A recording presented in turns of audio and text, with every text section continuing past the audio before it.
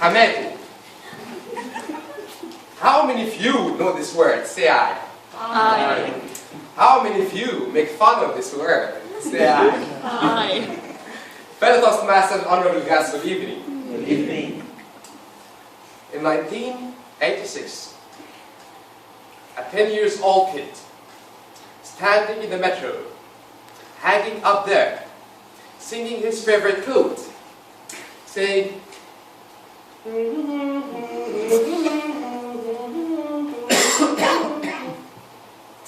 alone, and then waiting for the next door to open. Then people rush out, and that full of energy, enthusiasm and passion in something else.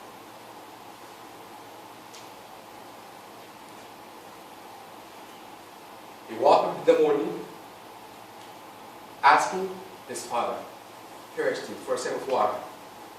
Can I eat? Then that water dropped out from his mouth, trying to catch it with his right hand, but he couldn't, because he couldn't find his right arm. And then he was trying to catch it by his left arm, but he couldn't, because he couldn't find his left arm.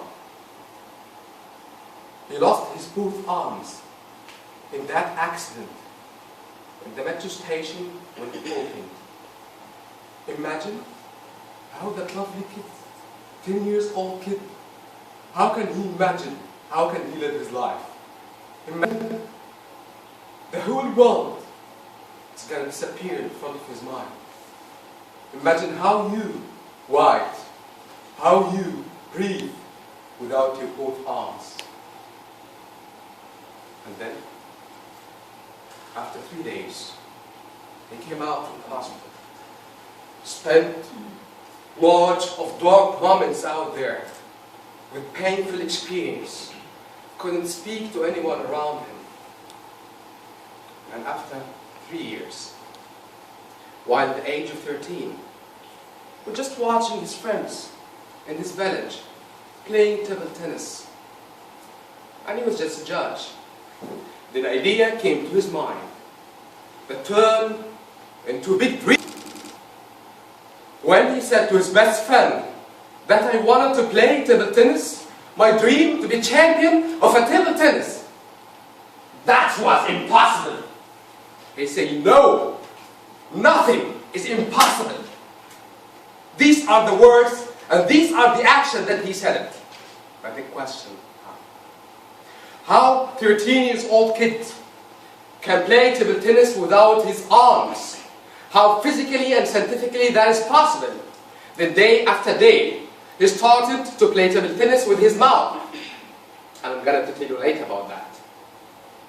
Month after month, year after year, from 13 years old of his life, until he became the age of 41.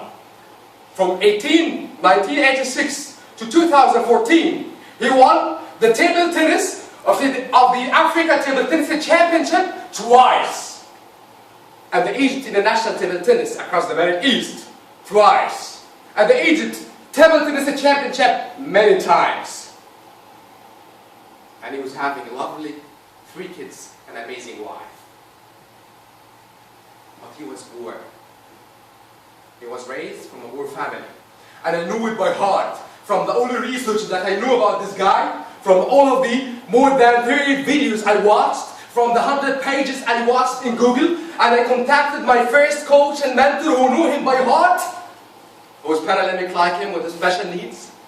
He told me that he was poor. But he was fighting with his passion every day with the same passion and action. Until the opportunity. In May 2014, he got an invitation from the president of the International Table Tennis Federation to just attend an exhibition of that world-class championship to play with his guy, one-to-one, the champion of Egypt, the healthy one. I was just playing out there in the exhibition area. And that's the moment that he changed the whole world around him.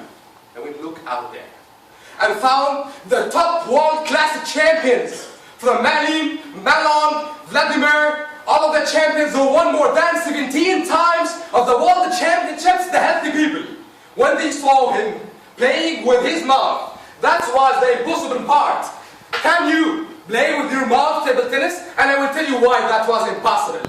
That was impossible because normally I was one of the local champions in table tennis. I knew how it works. I knew that how to smash the words out there. I knew that how can you play a serve in an amazing way.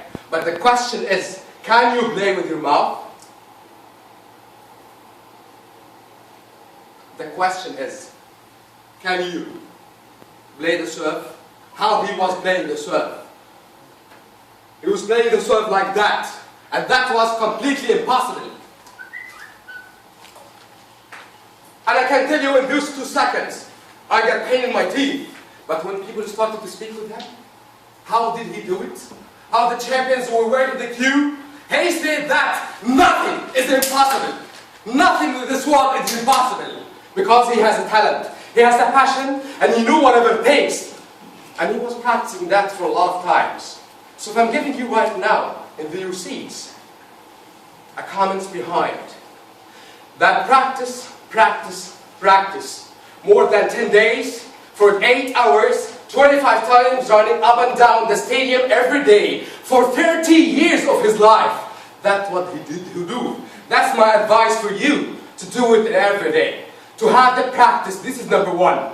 The light of sight and the role model in your life that they can change you, that can inspire you to do whatever it takes in your life, this is number 2. And then I'm going to ask you a question right now. Do you believe that nothing is impossible? If you do believe that nothing can stop you from achieving your goals and dreams, say aye. Aye. I couldn't hear you. Say that you do believe that nothing can stop you from achieving your goals. Say aye. Aye. There is the spirit and there is the belief of Ibrahim Hamadou, when he won the championships of the African twice and it inspired everyone around him. So just remember this action.